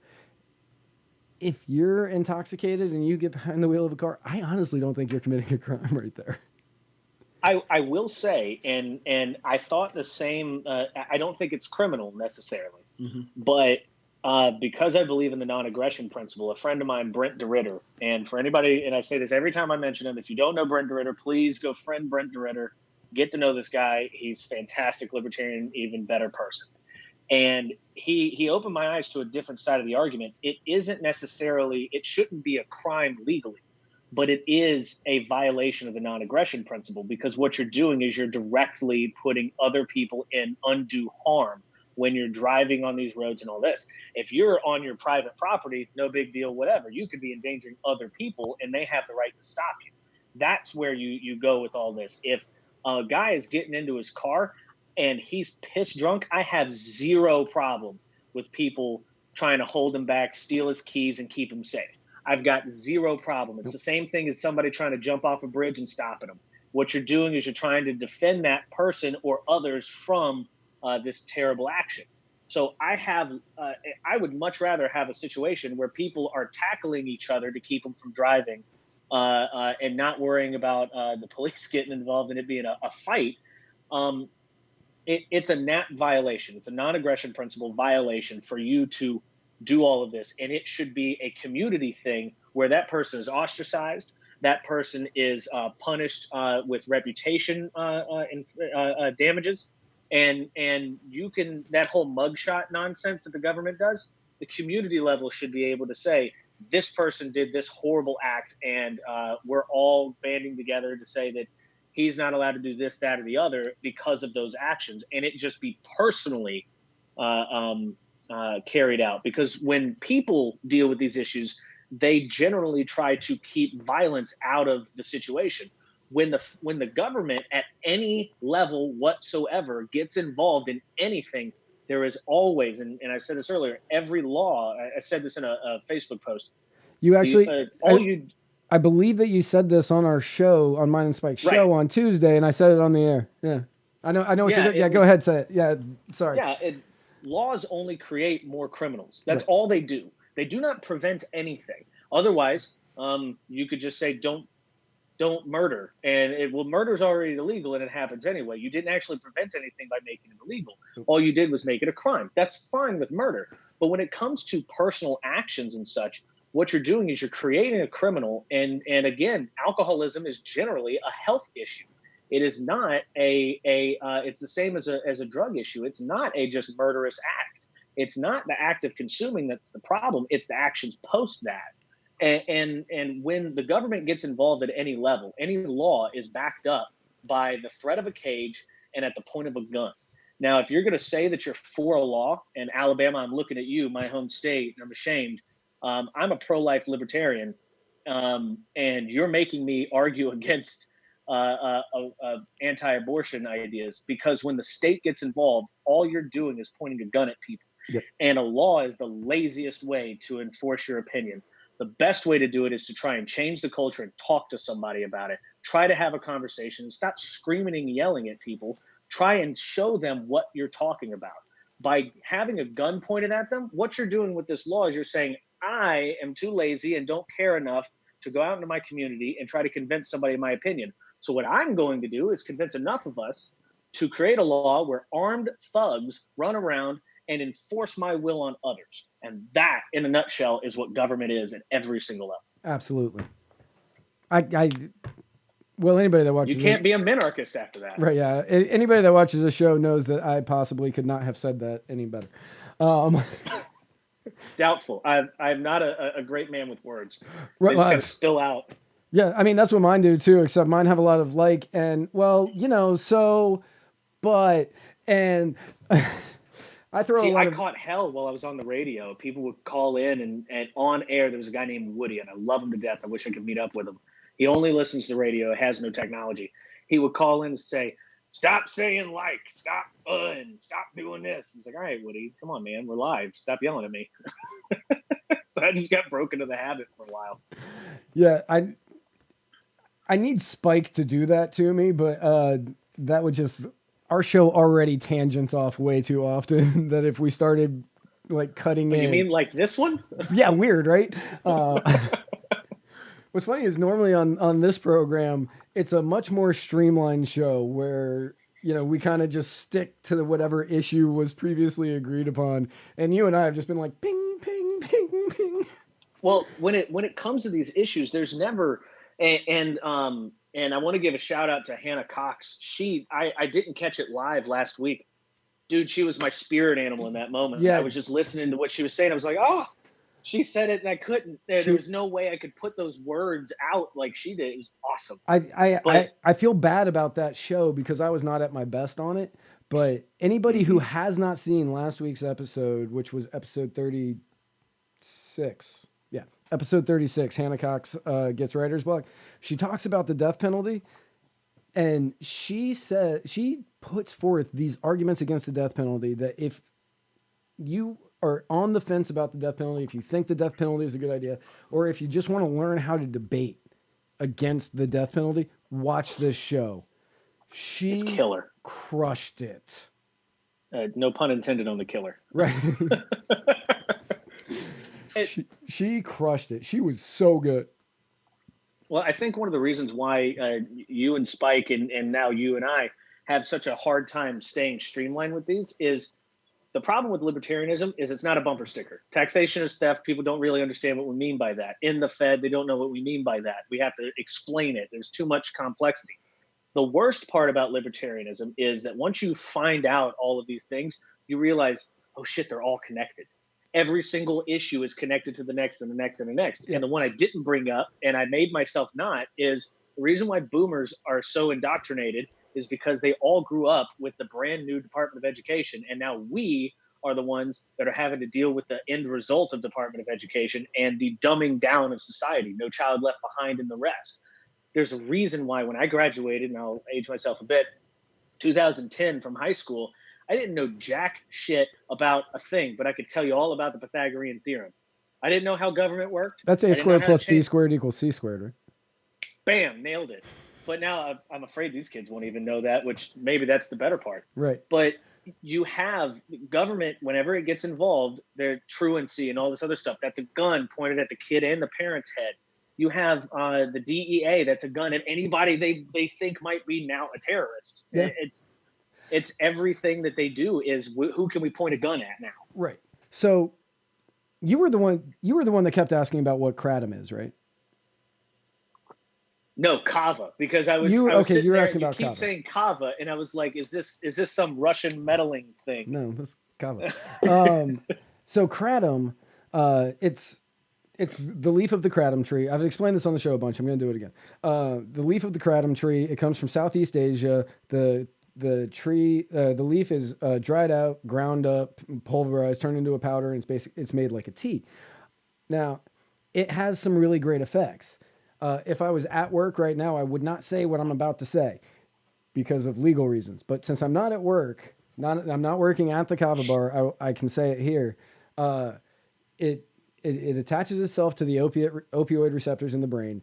It gives you extreme euphoria. Many people compare it to taking opiates. I've taken a lot of opiates in my life of varying degrees. It's not like that, but a lot of people will compare it. The DEA decided at one point to ban it. And they didn't know what it was, and they said, hit it with a stick. Right. They decided to ban it, and they were just, and so, that they decided to ban it based on the recommendation of the FDA. The FDA said, we need to get rid of this. Let's ban it. So they made it a Schedule 1. They put a 30-day stop on it and made it Schedule 1.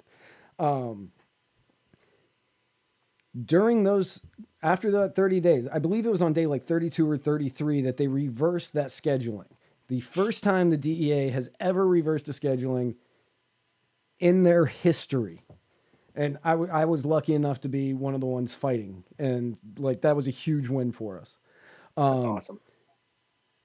During those 2 or 3 days where it was a Schedule 1 banned substance, me and countless of my friends were all felons if we had been arrested. Yep. All of us. Now, 30 days prior, not a felon. 2 days later, not a felon.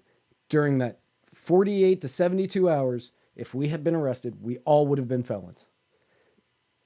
Laws do not stop people from doing things. They just create criminals for things that shouldn't be a crime. Yeah. It's an unfortunate cycle, and like we said, everything's connected. Part of the Kratom fight was Veterans for Kratom. I remember seeing that was where I first heard about it. I was like, what the hell is this? It's essentially, and you already said, it's essentially a tea. Mm-hmm. It depends on how you want to ingest different things. You can do pretty much damn near anything with it. But these veterans were using it to treat PTSD, as people use LSD and various other drugs, psychoactives, to try and cope. And they're now finding, and I think it's in the UK, that small microdoses of LSD are helping to reverse the signs of PTSD, and they're finding that it might be repairing brain neurons. It's the shriveled up and dead ones from depression and just lack of just any sort of issue that they're having in the brain. They're finding that it might be helpful in regenerating essentially portions of the person's brain that can bring them out of a depression or a PTSD lifestyle, essentially. Yeah. So now you have veterans at 22. By the way, it's 22 suicides a day. A day. They just had, what was it, a full bird colonel, was it, that blew his brains out in the waiting room of the Virginia VA, I think it was. I can't remember exactly, but it was they're killing themselves in the VA hospitals and the parking lots to try and draw attention to it because they're so desperate. They're trying to help somebody else by killing themselves. It's the monks in China and Taiwan self-immolating. It's please, somebody pay attention to this. You have this cry for help, and what you have from the government and from specifically AOC, and I'll hate on her real quick. What is it? What's your buddy Chris? Chris Reynolds. Chris Reynolds, attorney at law. I'm a fan of the show, so I'll bring it around. But she says it's totally fine. They're trying to fix this for the insurance agencies. Right. Why? At 22, even if it is fixing it for the pharmaceutical companies, at 22 suicides a day in the veteran community, after they were promised all this help and all these things, you throw them out into the worst wars we've ever fought, the continuous 17-year war in Afghanistan and Iraq, and you have these guys come back missing limbs, missing mental faculties, missing all sorts of things. Their personality is gone. And this government that promised them the world, the only thing they can seem to figure out how to do for these guys, send them to college. That's about the GI Bill is about the only thing that they've been able to figure out. And all they do is just tippity type some numbers along, and the Fed just tosses money aside. Right. And but you have this crisis all around. And the only answer that your government can give you is violence. Spike says, saying you graduated 10 years ago doesn't age you, jerk.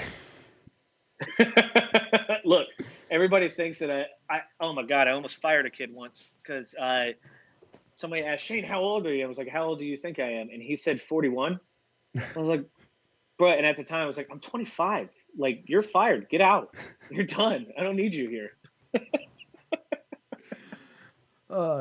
So like Spike and I are obviously very young. Very, very, very young, but both of us are significantly older than you. I couldn't tell. So Yeah, there you go. nobody can. That's why I never say my age, is because nobody know. Like, I don't know how old I look. I know how old I am, and that's how old I look to me. But then I see What you did is you did the Keith Richards Fountain of Youth, right. Yeah. where due to the addiction, you mummified the youthfulness in your body. So now you're just going to aid. Hey, man, you might be around longer than Keith Richards. Who knows? Hey, if I'm in a race with Keith Richards, I'm feeling pretty good about it. But yeah, like normally this is an hour show, but this has been too fun. So like we're way over time. But whatever. Holy crap, we are. Yeah, but whatever. Like this has been one of my favorite shows that I've ever done. It's been a great conversation. I appreciate it. Yeah, no, you are always welcome back on. If you want to do a show on Mondays and Fridays, I'm thinking about getting rid of the guy that we have doing it now. And Whoever he is. Whoever he is. The guy with not the great beard. Well, actually, and I already threw my lot in with him. He and I have been tossing around, and eventually we're going to get around to it once I find time. I had to take the day off to be able to do this, Right. Unfortunately. So I'm working on it, but he and I are working on a side project. We might be doing a podcast sooner rather than later. Yeah, so hopefully we can get that rolling. Yeah, he actually mentioned that to us at the onset of us bringing him on, and I was like, definitely bring Shane on, because he's going to be somebody people want to listen to. Jason, I'm kidding. Fake news. Jason, I'm kidding. You're great. I love you. Don't ever say anything bad about baseball ever again. And I heard that moments before I started this show, and I was like, oh, he's getting torn up today. I almost fired him in our group chat. You're fired. How dare you insult baseball, which I also hate. How dare you insult baseball, America's pastime. I have a tattoo for the Red Sox. Oh, God, I'm so sorry. World champs, baby. Finally. 4 times this century. This century, it's, hey, look, you're beating the Cubs. Yeah. Yeah, we're beating the crap out of a lot of teams right now. We have more championships since 2000 than the Yankees. And yeah. That's fair. I do hate see, I'm one of those people that I hate popular teams just because the fans annoy me. So New England teams usually get it, but I am, for whatever reason, a Celtics fan. Don't know why. That's weird. So like I told you earlier, I was born in LA. So when I was I'm a Rams fan, and everybody knows about our awful history. And and your cheating of last year. We didn't cheat, brother. You cheated. We did not cheat. Hit my boy. We did not cheat. The refs missed a call. That had nothing to do with LA. As long as you can actually admit that, I'm okay with it. Yeah, the refs missed that call. I will say it all day long. The refs missed that call. Anytime somebody calls the Rams cheaters, I'm like, no, they didn't. They did not cheat. That was a cheap shot, and I hate it. And you stole the Super Bowl from us. We would have won the whole damn thing. The refs stole the Super Bowl from you, and you I don't know that. The zebra hitting my my player. But I remember the zebra not throwing the flag. So two of them not throwing a flag. Okay, well we can also talk about Bastards. We can also talk about the delay game that wasn't called. We can talk about the fumble that wasn't called. Neither one was a violent act. That is a non-aggression principle violation. I will not stand for it. Yeah, well, I felt violated, so. How you won? Yeah, but I might not have. In the moment, I did not know that the Rams were going to win. Another tangent, but I was actually in a small bar outside of Atlanta, watching that game, and there was this horribly looking redneck with hardly any teeth, uh, uh, cheering on your team. In spite of me and my dad, we were sitting in there. I've got my Drew Brees jersey and my hat, and I've got gloves. I'm decked. I'm decked out in my Saints gear. And she didn't care until she looked over and saw us cheering on a touchdown, and then all of a sudden she goes, boo, and sounded like her husband. And it was just it. Oh my God, this small podunk town, and I can't remember what it was called. We went to a place called Godfathers, and the only reason why we went there is because we like the Godfather movies. So we went there and just had the worst time. And it was It actually wasn't really Godfather's bad. Pizza, was it? No. It was just a small bar that was Okay. called like Godfathers or something. But it was that trip was actually my grandmother had passed away, so I was like, oh, maybe we'll have some happy. Oh, never mind. Oh, my life is ruined. This is an awful trip. None of this is great. So, like we were talking before the show, born in LA, my dad has been a Rams fan his entire life. And the Rams went to the Super Bowl in 1979 against the Steelers, and they lost. I was not alive for that Super Bowl. But since then, my dad and I watched the 99 Super Bowl where we beat the Titans together. We watched in 2001 when we lost to the Patriots together, and we haven't been back since until this year. Now, this year, we were getting really excited. We were going to watch, we were going to watch the Super Bowl together. One of his friends unfortunately passed away like the week before. The week before the championship game, and the funeral was over that weekend. So he was going to go spend time. What was that? Florida. You didn't see the voodoo move that I pulled there? Florida and their bugs. Like, I'm so terrified of what that was, because that was heavy. See, what you did was you made me remember all of this stuff, and Right. I've got the voodoo doll under the table that I'm kicking. God, now it's just there, and I don't know what it was. But so his friend passed away, so we didn't get a chance to watch the Super Bowl together that year. So knowing this going into it, us watching that game was our Super Bowl. Like, that was me and my dad doing our bonding time watching that game together, knowing we weren't going to be able to watch the Super Bowl. And in that moment, in those final moments of that game, in the overtime where we won, and you remember it, and Yeah, sure, I do. Yeah. but in those moments, like, it was one of the most pure moments. Like, my dad and I, all we do is argue politics now. He's a conservative boomer, right? So I try to stay away from politics with him whenever I go over, but eventually he'll go, what do you think about what Rand Paul said about trade and Trump? And I'm like, oh God, okay. You brought this on yourself. Yeah, All right, here we go. Let's do it. But on this day, Rams versus Saints, NFC Championship 2019, we didn't talk politics. We didn't bring up any of that stuff. The two of us sat down and we watched a football game as father and son, like, even better than, like, it was two best friends watching a football game together, enjoying every single moment of the game, and just feeling like none of the stuff that came along with everything else in the world mattered.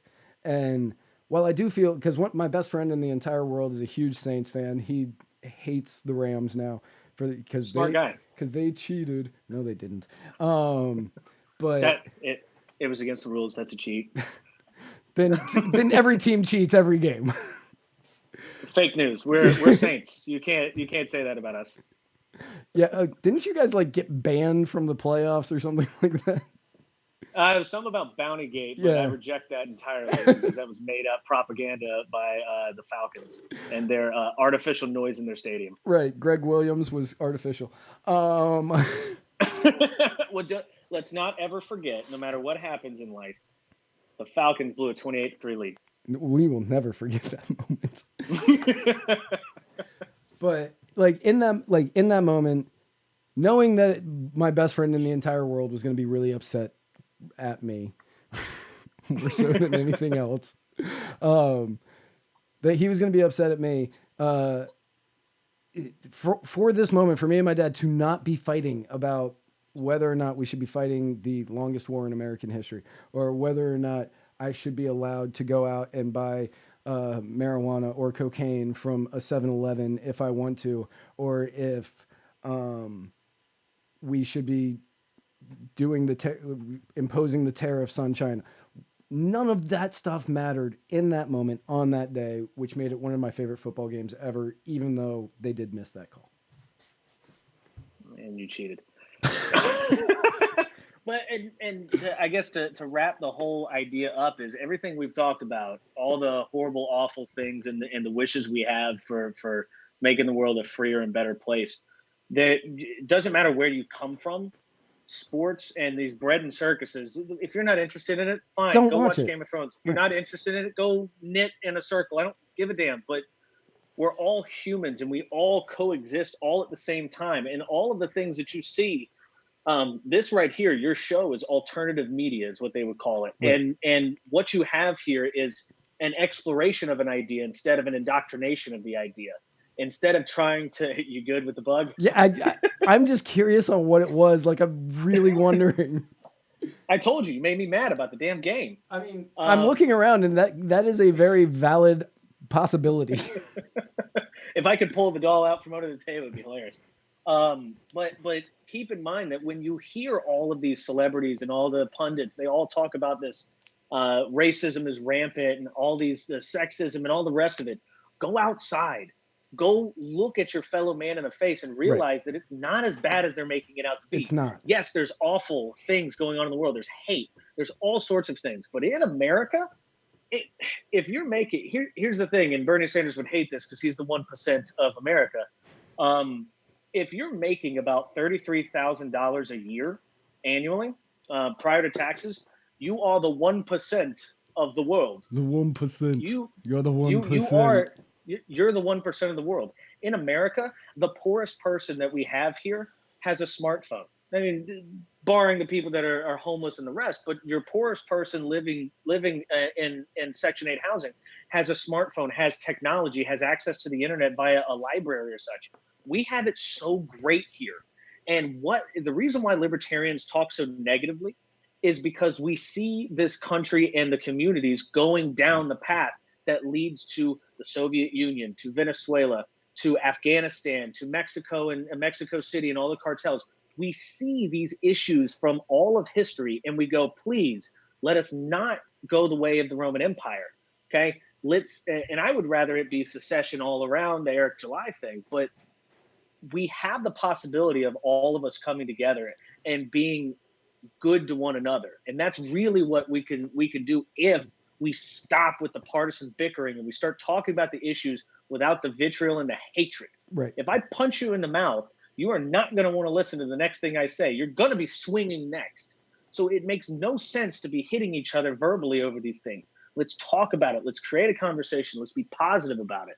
And when it's all said and done, we're all passionate about what we believe in, but let's be open-minded to new data and new ideas. I was having a conversation at the bar the other day, the Kava bar the other day, not the bar, but I said that the greatest lie that we have told everybody is that you cannot discuss religion and politics out in public because that has made it taboo.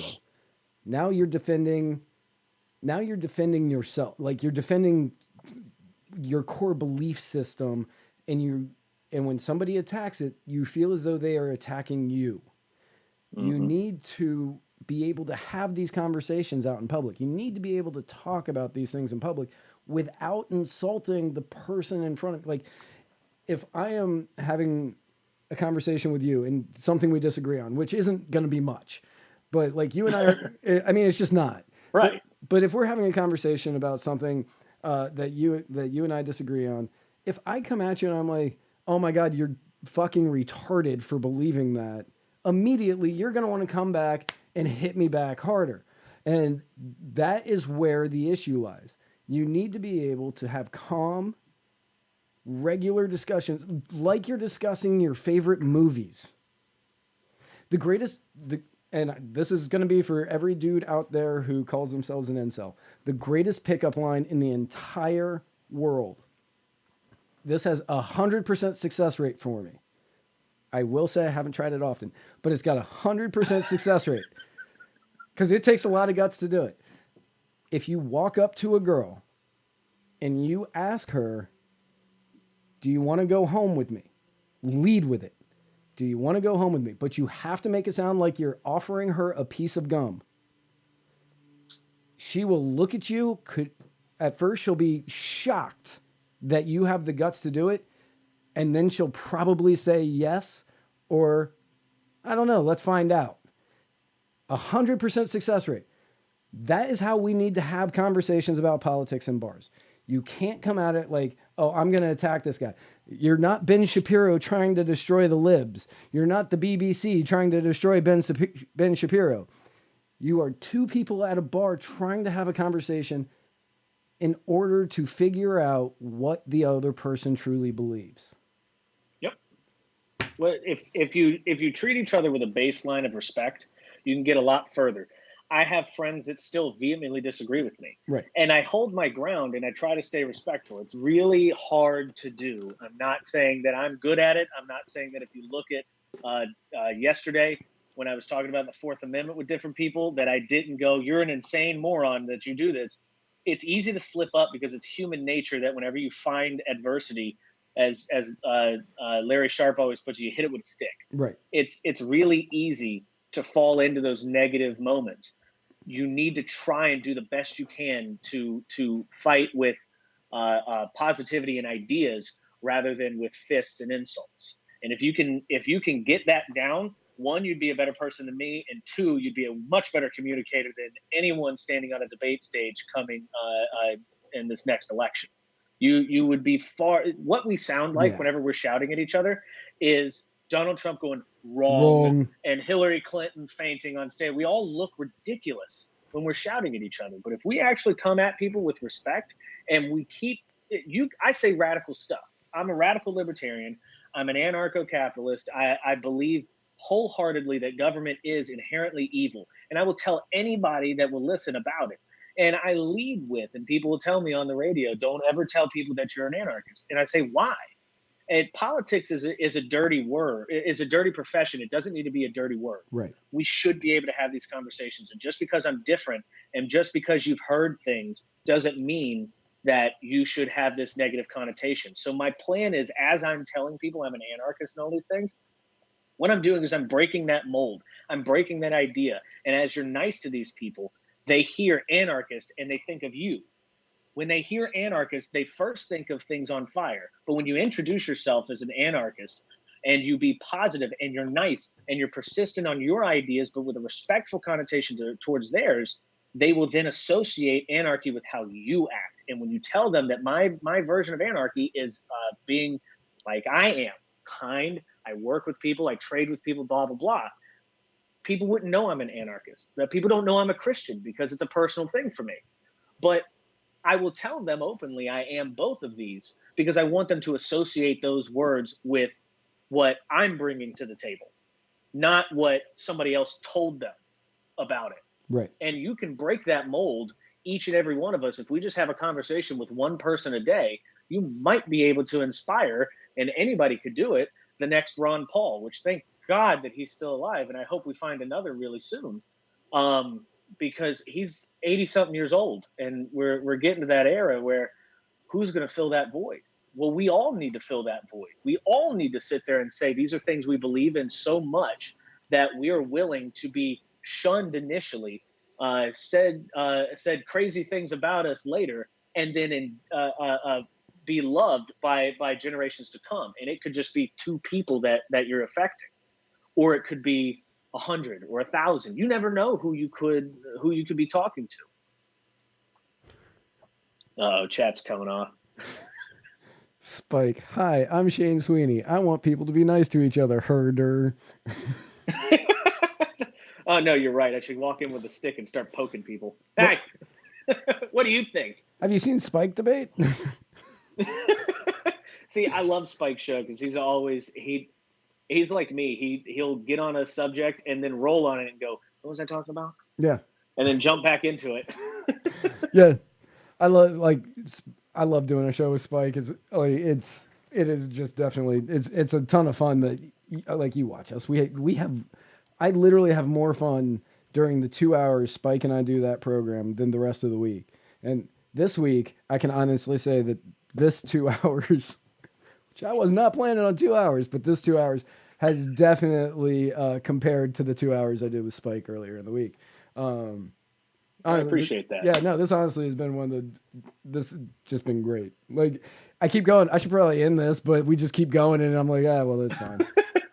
They've got everything. They got the drug war. They got terrorism. They got sports talk. I mean, what else could we talk about other than Real Housewives? We talked about abortion. We talked about relationships with fathers. We talked about drugs. We talked about terrorism. I told them how to pick up women. Like, we have covered. There's not a single. We kind of discussed movies a little bit when I said, like you're talking about movies. Like, we kind of covered every single subject, like, umbrella that there is that I can think of right now. Well, it's because we're all thinking of the same things we just talked about. So. Yeah, that's true. Don't think of a pink elephant. Well, again, thank you for coming. Do you have anything you need to pitch? I don't even know. Well, if you're in South Carolina and you're interested in getting involved with the Libertarian Party, get in touch with me on Facebook. You can find me. I'm Shane Sweeny. You can just put that in, but make sure you spell it correctly. Sweeny. It's written right underneath. It's written right underneath your face. And they will screw it up anyway. Yeah, that's true. Because everybody does. I misspelled my name, unfortunately, a few times. I was not sober. But then go to sclp.org and you can learn about the state's platform. I'm also a writer that I'm actually, once I get off of here, I'm going to actually be writing about some of the things we were talking about today for Launchpad Media. Where a friend of mine, Johnny Rocket, has a whole media group of tons of shows. Go and look that up as well. I just had an article come out. Was it Principles Over Politics? Go on to launchpadmedia.com and look that up. But yeah, outside of that, hit me up if you're interested in liberty. Outside of that, no, I really don't have anything to push. I don't have anything. Dude, I do so much. Like I said, I work 12 hours a day, and I'm so passionate about this stuff that any free time I have, I devote a good chunk of it to loving my fiance, who I'm marrying later in November. Congratulations. And then the thank you.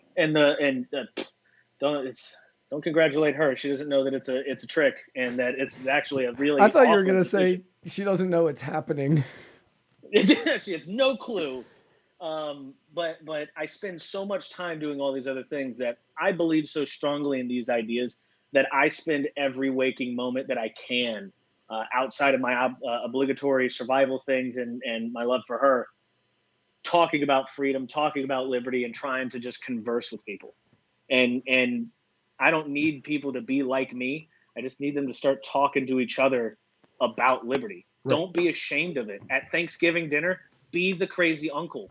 Don't be crazy and get drunk and start shouting at people, but be the crazy uncle that says heroin should be legal because we believe in people. Right.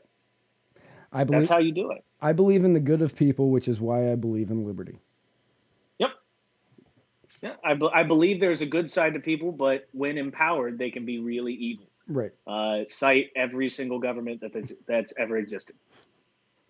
I've got plenty of evidence to back up my claims. Absolutely. Yeah, there's tons of it. The world's largest terrorist organizations. The U.S. government is the greatest terrorist organization that's ever existed. Bring it right back around. Well, again, thank you so much. For everybody else, you can follow us on the Facebook at facebook.com/Muddied Waters of Freedom. You can follow us on Twitter at Muddied_Waters. You can follow us on Instagram at Muddied Waters of Freedom. You can follow us on YouTube at youtube.com/Muddied Waters Media. I feel like I'm forgetting one, but you can find this and every other episode at muddiedwatersoffreedom.com. Jason Lyons, is taking the next couple of days off, so he will not be here Friday or Monday. So enjoy your 4-day weekend from us. And then next Tuesday, we are going to be back at 8 o'clock-ish for me and Spike on Muddied Waters of Freedom. Then next Wednesday, Spike has an all-new episode of My Fellow Americans. And then next Thursday, join me here for next week's installment of the Writer's Block. Jason. Shane. How dare you? I know. That's my bad. Your beard is so much better. I'm done. I know. Your beard is so much better. I apologize. Again, thank you so much. This has been great. I'm going to play the outro. If you want to hang out, cool. If not, I also understand. You've gotten like 3 phone calls since we've been on the phone, or since we've been doing this. You reset, you son of a piece of bastard. There we go. Yeah, again, thank you. Anytime you want to come on, just let me know. You're always welcome. Will do, man. All right. Everybody else, have a great weekend, and we will see you next week. Enjoy the Narcissist Cookbook. The song is called Good Ship You.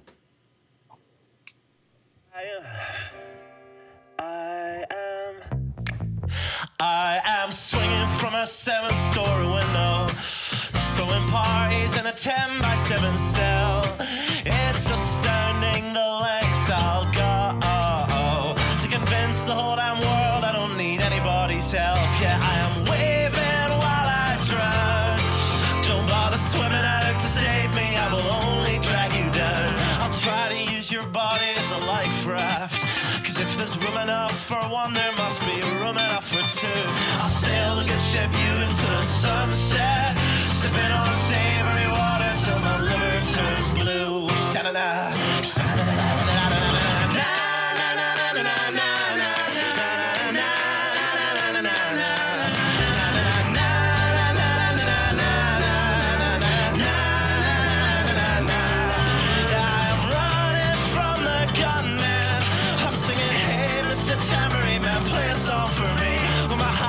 Is broadcast in the evening news. I will be relieved.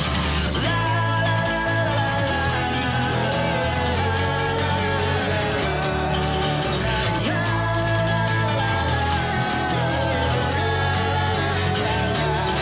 I am waving while I drown.